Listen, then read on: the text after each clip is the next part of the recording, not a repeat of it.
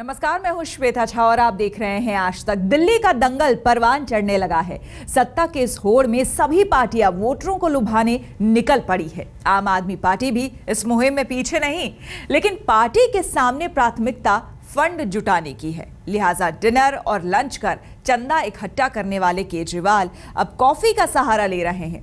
Party अब coffee with Kejriwal का आयोजन कर रही है। Coffee with Kejriwal. दिल्ली की सियासत में लगातार दूसरा चुनाव लड़ रही आम आदमी पार्टी का ये नया दांव फंड जुटाने का है। पहले लंच पार्टी, फिर डिनर पार्टी और अब एक कप कॉफी की पॉलिटिक्स।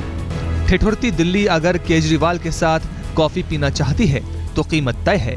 20,000 की रकम चुकाओ, केजरीवाल के साथ कॉफी का लुत्फ उठाओ। आम आदमी पार्टी ने विधानसभा चुनाव के लिए फंड जुटाने का ये नया तरीका आजमाया है। कॉफी विद केजरीवाल की सबसे नई पहल की है पार्टी विधायक सोमनाथ भारती ने। मालवीय नगर से आम आदमी पार्टी के विधायक रहे सोमनाथ भारती ने शनिवार को इस कार्यक्रम का आयोजन किया है। आमंत्रण पूरी दिल्ली को है। जो कॉफी पीना चाहते हैं वो शनिवार को दोपहर 3 बजे सफदरजंग क्लब में पहुंचे, 20,000 चंदा दें और केजरीवाल के साथ गर्मा गर्म कॉफी का लुत्फ उठाएं। सियासत में चंदा जुटाने की ये पहल बिल्कुल नई है, लेकिन आम आदमी पार्टी के इस तरीके पर सवाल भी खड़े हो रहे हैं। अपने नए नए फॉर्मूलों को केजरीवाल को घेरने वाली कांग्रेस के नेता रमेश बिधूड़ी तो 2 कदम आगे हैं। वो आम आदमी पार्टी के ऐसे आयोजन पर संगीन आरोप लगा रहे हैं। कॉफी का दाम है 20,000 या कहीं ना कहीं दर दर के ब्लैक मनी को व्हाइट करने का तरीका है वो, ठीक है। तो ये तो केजरीवाल जी बता सकते हैं। हमने तो पहले भी कहा था, अगर वो लोगों से फंड रेज कर रहे हैं इस प्रकार से, तो 20,000 रुपए गरीब जनता के पैसे की जो पेमेंट करता है होटल में, वो कहां से आता है, वो कौन देता है? और गरीब जनता अगर उसको चुनाव लड़ाने के लिए दिल्ली में पैसा दे रही है तो उस पैसे को पब्लिक के कंपनी में वेलफेयर के लिए खर्च करें केजरीवाल जी। मुंबई, दिल्ली में फंड जुटाने के लिए कई लंच और डिनर पार्टी कर चुके हैं केजरीवाल।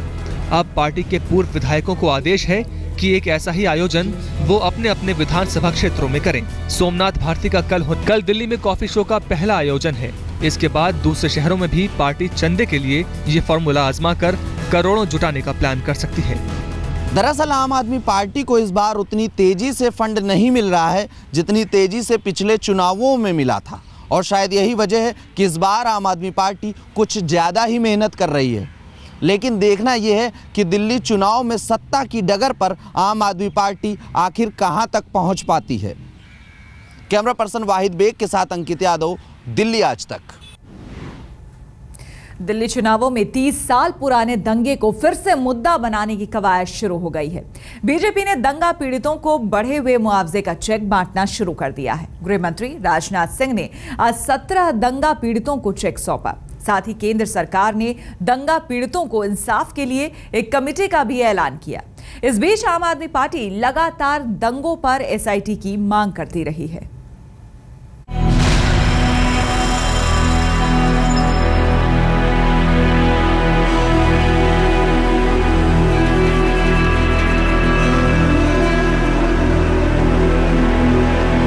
वक्त की दरिया में ढेरों पानी बह गया,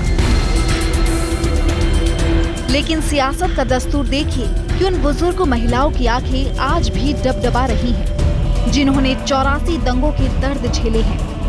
30 वर्ष पहले जो वारदात हुई थी, उसका दर्द सामने से देखकर नहीं समझा जा सकता है, बल्कि उनकी आंखों में झांककर ही उस दर्द को समझा जा सकता है। और मैंने देखा कि वह दर्द आज भी उनकी आंखों में समाया हुआ है। मैं जानता हूं कि इस दर्द को हम दूर नहीं कर सकते। लाख क्या करोड़ों रुपए दे दिए जाएं तब भी उस दर्द को दूर नहीं किया जा सकता। उसकी भरपाई किसी भी सूरत में नहीं की जा सकती। इस हकीकत को भी मैं जानता हूं। केंद्र में सत्ता संभालते ही मोदी सरकार ने 84 दंगा पीड़ितों के लिए 5 लाख मुआवजे का ऐलान किया था। लेकिन चेक बांटने की शुरुआत तब हुई जब दिल्ली में चुनाव दस्तक देने लगे। दिल्ली के तिलक नगर में गृह मंत्री राजनाथ सिंह चेक बांटने खुद पहुंचे। कुछ ने मंच पर जाकर चेक लिया और जो मंच पर नहीं जा सकते थे उन्हें चेक सौंपने राजनाथ खुद नीचे उतरे। मौके की नजाकत को भांपकर राजनाथ सिंह ने लगे हाथों एक कमेटी का ऐलान भी कर दिया ताकि दंगा पीड़ितों को पूरा इंसाफ मिल सके। वो कमेटी अब काम करना प्रारंभ कर देगी। किसी की कोई शिकवा हो, कोई शिकायत हो तो उस कमेटी के समक्ष आप जा सकते हैं। कमेटी उस शिकायतों के निवारण के लिए जो भी सुझाव देगी, मैं आपको यकीन दिलाता हूं कि उन सुझावों पर हमारा गृह मंत्रालय पूरी तरह से अमल करेगा। सिख दंगों के पीड़ितों को चेक भी मिला और इंसाफ के लिए कमेटी भी मिली। फिर क्या था, मोदी की जमकर जय जयकार हुई। हाँ, सुनी तो जाएंगी जरूर। बाकी ये बंदे ठीक हैं, ऐसी बात नहीं है। इन्होंने बीजेपी ने काफी पहले भी काम किया, बाकी अच्छा ही काम किया इन्होंने। जब काम करेगी समिति तो जरूर होगा, क्योंकि नरेंद्र मोदी जी ने बहुत काम किया है और आगे कर भी रहे हैं हमारे लिए, और हमें भरोसा है कि ये कुछ करेंगे। प्रभावित हैं इनसे, भारतीय जनता पार्टी से, कि आगे जो जिन्होंने दंगा किया है, जो दंगा पीड़ित हम लोग हैं, उनको न्याय मिलेगा और उनको भारतीय जनता पार्टी सजा दिलवाएगी। दंगा पीड़ितों का आंकड़ा 2459 है, लेकिन राजनाथ सिंह ने सिर्फ 17 पीड़ितों को चेक सौंपे।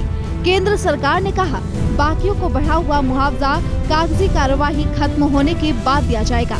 ऐसे में सवाल खड़ा होना लाजमी के बाद चेक तो कई को मिला, सियासत भी लगातार हो रही है, लेकिन सवाल अब भी जो के त्यों है कि इंसाफ कब मिलेगा।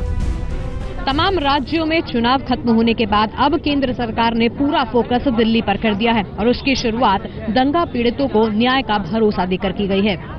साफ है कि अब दिल्ली में चुनाव दूर नहीं और भारतीय जनता पार्टी अपनी तरफ से कोई कसर नहीं छोड़ना चाहती। कैमरा से सुबोध सक्सेना और जुगल पुरोहित के साथ श्वेता शर्मा, दिल्ली आज तक। इधर कॉफी विद केजरीवाल से पहले केजरीवाल ने एक बार फिर डिनर पार्टी कर पार्टी के लिए चंदा जुटाया। कल हुई डिनर पार्टी में बढ़ चढ़कर बिजनेसमैन शामिल हुए और दिल खोलकर डिनर की कीमत भी चुकाई और आम आदमी पार्टी की झोली में 9 लाख जमा हो गए। दिल्ली की सत्ता का सपना देख रही आम आदमी पार्टी का मिशन चंदा जारी है। हाई प्रोफाइल लंच और डिनर पार्टी का कारवां दिल्ली में है। डिनर डिप्लोमेसी की ताजा तस्वीरें तिलक नगर विधानसभा क्षेत्र की हैं। शुक्रवार को फंडिंग के कवायद हुए। 20-20 हजार के चंदे से आम आदमी पार्टी की तिजोरी भरती गई। वही खाता लंबा चौड़ा होता गया। यह आंकड़ा जाकर रुका 9 लाख पर। तिलक नगर में चंदे के लिए डिनर पार्टी का आयोजन किया पार्टी के पूर्व विधायक जर्नैल सिंह ने। केजरीवाल के साथ डिनर वाली 20 हजारी थाली के लिए इंतजाम तो 125 लोगों का था, लेकिन लक्ष्य से ज्यादा बिजनेसमैन के पहुंचने से महफिल में 4 चांद लग गया। आम आदमी पार्टी ने उम्मीद की थी कि 20 हजार की थाली आसानी से बिकेगी। बिकी भी तो खूब बिकी। किसी ने एक थाली के लिए 20 हजार चुकाए तो किसी ने 50 हजार देकर केजरीवाल के साथ दावत ली और किसी ने 1 लाख तक खर्च किए। 20 हजार के इस डिनर में खास मेन्यू भी तय था। एक थाली में नान, शाही पनीर, छोले, सलाद, दाल मखनी, गाजर का हलवा, गुलाब जामुन और आइसक्रीम का विशेष इंतजाम था। तिलक नगर की डिनर पार्टी में बढ़ी भीड़ के साथ केजरीवाल और पार्टी के दूसरे नेताओं की पांछें खिल गईं। गदगद केजरीवाल ने बीजेपी पर निशाना साधा। उन्होंने आरोप लगाया कि चुनाव प्रचार पर बीजेपी पानी की तरह पैसा बहा रही है, जबकि उनकी पार्टी ने तो अभी चुनाव प्रचार शुरू ही किया है। मनोरंजन कुमार के साथ पंकज जैन, दिल्ली आज तक। वैसे तो शिलान्यास और सियासत में सीधा सीधा कोई रिश्ता नहीं है, लेकिन जब जब चुनाव नजदीक आते हैं शिलान्यास की गिनती बढ़ती जाती है। दिल्ली में बिजली ऐसी चीज है जिसका तार सीधे सत्ता से जुड़ा है, लिहाजा बिजली को लेकर शिलान्यास के मायने कुछ खास हैं। बीजेपी और बीजेपी की केंद्र सरकार को लगता है कि नींव के पत्थर दिल्ली चुनावों में मील के पत्थर साबित हो सकते हैं। शायद यही वजह है कि चुनावों के ऐलान से पहले वित्त मंत्री अरुण जेटली और ऊर्जा मंत्री पीयूष गोयल ने 3 पावर सब स्टेशनों का शिलान्यास किया। दरअसल बिजली के मसले दिल्ली का भावनात्मक लगाव है। जब केजरीवाल दिल्ली वालों से 50% सब्सिडी का वायदा कर रहे हो, तो दूसरी पार्टियों से भी दिल्ली शायद वही उम्मीद करेगी। लेकिन बीजेपी कह रही है सब्सिडी नहीं मिलेगी, बल्कि परमानेंट दाम कम होगा।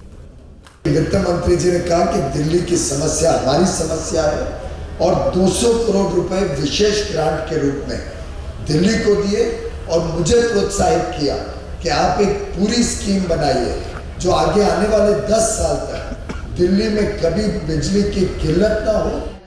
दावा किया जा रहा है कि राजघाट, प्रीत विहार और हर्ष विहार में 400 से लेकर 220 केवी के स्टेशन जब बनकर तैयार होंगे तो दिल्ली में बिजली की ज्यादा परेशानी नहीं रहेगी। हालांकि जाहिर है इससे बनने में वक्त लगेगा। सरकार कहती है कि वो दूरगामी नतीजों यानी भविष्य को देखकर काम कर रही है, लेकिन अतीत कहता है कि बीते मई के महीने में आई आंधी ने जब बिजली संकट पैदा किया तो उसे दुरुस्त करने की स्पीड रफ्तार जनता को रास नहीं आई। मुझे याद है जब दिल्ली पे पीड़ा हुई थी, 30 मई को ट्रांसमिशन टावर वगैरह गिरे, 2-4 दिन तक तो हम रुके रहे कि दिल्ली की सरकार का काम है, लेकिन सम्माननीय प्रधानमंत्री जी ने फोन करके मुझे कहा कि ये दिल्ली की जनता की पीड़ा नहीं है, ये देश की पीड़ा है, दिल्ली देश की राजधानी। और मैं समझता हूँ वो जो 8-10 दिन रहे जिसमें आप लोगों ने भी तकलीफ महसूस की, वो एक तरीके से हमारे लिए ट्रेनिंग ग्राउंड बना। दिल्ली में बिजली किल्लत और बिजली दर बड़ा मसला है। बीजेपी ने पिछले चुनावों में 30% दाम कम करने का वादा किया तो आम आदमी पार्टी ने 50%। अब बीजेपी संभल कर बात कर रही है। संसद के हवाले वो कानून भी कर दिया गया है जिससे उपभोक्ता अपनी पसंद के ऑपरेटर से बिजली ले सकते हैं। जल्द ही दिल्ली में चुनाव होंगे, ऐसे में बिजली को लेकर किसी भी तरह का ऐलान बिना नफा नुकसान के नहीं किया जा सकता। प्रमिला दीक्षित, दिल्ली आज तक।